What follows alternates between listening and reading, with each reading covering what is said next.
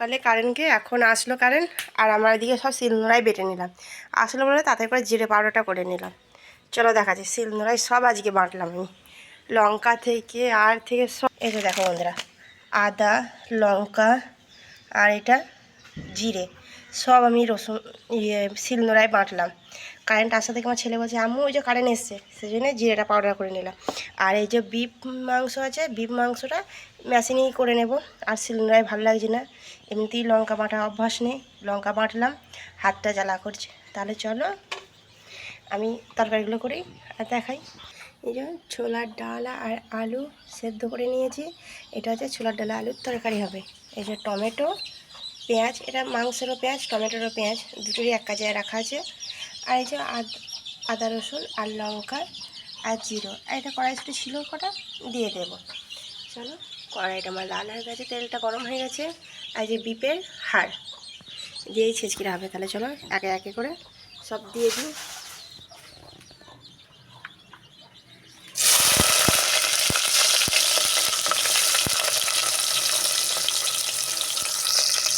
যে পেঁয়াজটা লাল হবো না, জাস্ট একটুখানি একটু কালারটা একটু চেঞ্জ হতে দেবো, তারপর একে একে আদা রসুন দিয়ে দেবো। তাহলে চলো একে একে আদা রসুন দিই, তারপরে দেখাচ্ছি। এই যে মশলা দিয়েছি, ক্যামেরা ধরার মতো কেউ নেই আর ক্যামেরা রাখার মতো কেউ নেই, ওই জন্য দেখাতে পারিনি। এখানে আমি আদা রসুন লঙ্কা বাটা আর জিরে বাটা দিয়েছি। এই যে খানিকটা একটু হতে দেবো, এবার টমেটোগুলো দিয়ে দেবো। এই যে খানিকটা টমেটো দিয়ে দিয়েছি, আর টমেটোটা গলার জন্য একটু হালকা পরিমাণে লবণ দিয়ে দেবো। লবণটা দিলে টমেটোটা তাড়াতাড়ি সেদ্ধ হয়ে যাবে। এই যে আমি এখন লবণটা দিয়ে দিচ্ছি।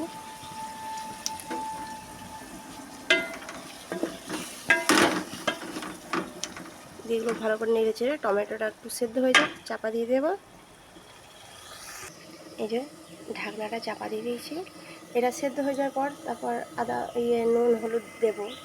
হলুদ লঙ্কাগুলো তো দেওয়াই আছে, জাস্ট একটু হলুদ আর একটু জিরে পাউডারটা করলাম, যে একটু জিরে পাউডার দিয়ে দেবো, একটু সেন্ট হবে। আর সব থেকে বাটা মশলায় বেশি তরকারি সেন্ট হয় বন্ধুরা, তোমরা অনেকেই জানো। বাটা তরকারি সত্যি খুব সুন্দর, বাটা মশলা তরকারি খেতে স্বাদই আলাদা হয়। তাহলে চলো একে একেবার ঢাকনাটা খুলে দেখি, এবার মশলাগুলো দিয়ে দিই। এই যে টমেটোগুলো নরম হয়ে গেছে, আর এই যে হলুদ দিচ্ছি পরিমাণ মতো।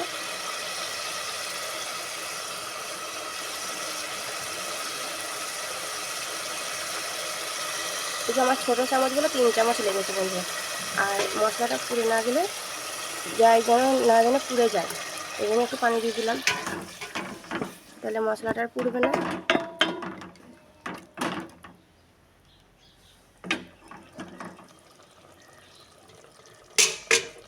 আর একটু চাপা দিয়ে মশলাটা সুন্দর ঘ্যানটা মরা অবধি অপেক্ষা করব।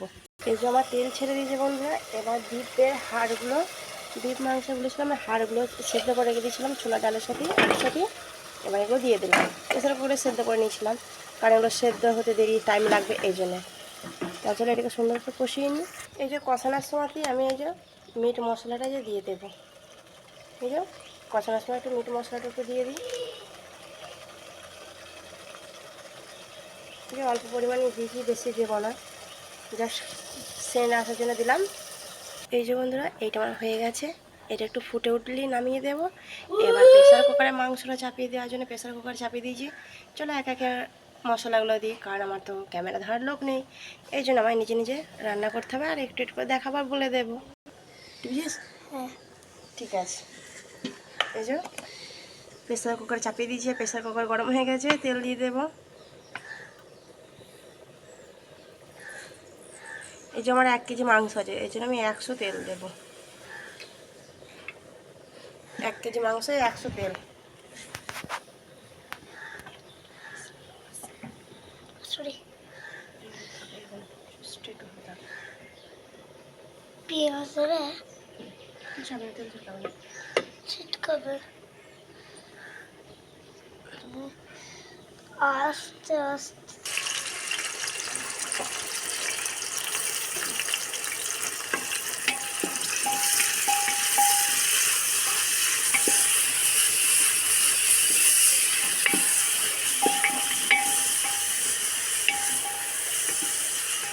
চলো একটু পেঁয়াজটা হয়ে নিই।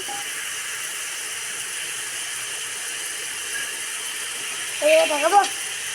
না এগুলো টাকা থাকবে, ঠিক আছে। এগুলো খাওয়া খাচ্ছি না।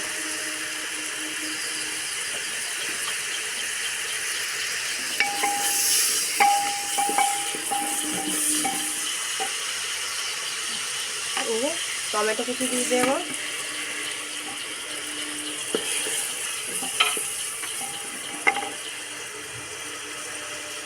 সামান্য আমার মা নুন দিচ্ছে, দেখুন বন্ধুরা। এই যে নুন দিলাম কিছুটা নুন, আর টমেটোগুলো গলতে সাহায্য সবাই হবে। মনে বলি তুই ভালো করে আগে ক্যামেরাটা ধরো। বলবো এখন না, যখন বলতে হবে। ক্যামেরা নড়ালে কিন্তু বলতে দেবো না, ক্যামেরা নড়ালে হবে না। পুরো পুরো পেঁয়াজ হয়ে গেছে। এই যে একটু ঢাকা দিয়ে দিলাম। এটা আমার মায়ের ঢাকা দিল এক্ষুনি। সেটা এটা হলেই আমাকে বলতে দেবে। বুঝতে পারলেন? আমার এবেলা আমি করি, ঠিক আছে? আমার করো। 1 কেজি মাংসের জন্য এই আদার ভাগটা দেবো বন্ধুরা, কারণ আমার ক্যামেরা ধরার লোক নেই বলে আমি আগে করে রেখে দিচ্ছি।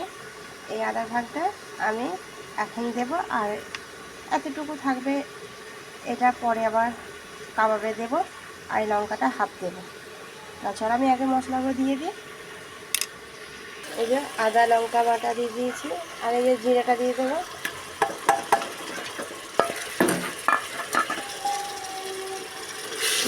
চলো নেড়িয়ে নিই। মাংসের মশলাটা যাতে না পুড়ে যায়, হালকা পানি দিয়ে দেবো। জিরে,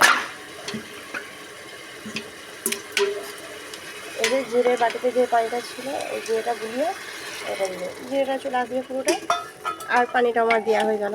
তা মশলাটা আর পুড়বে না।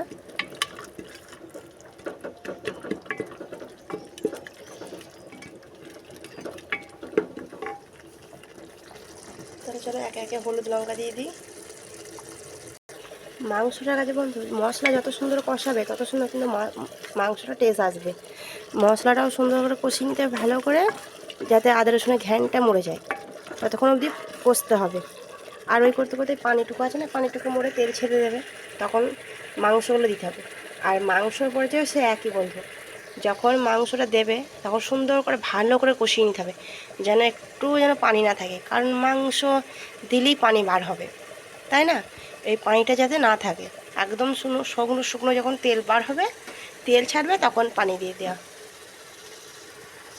এই যে আমার তেল দেখেই বুঝতে পারছো তেল ছেড়ে দিয়েছে, রান্নার গাড়ি যে দেখতেই পাচ্ছ তেল ছেড়ে দিয়েছে। এবার মাংসটা আমার এই পর্যায়ে দেওয়া যাবে।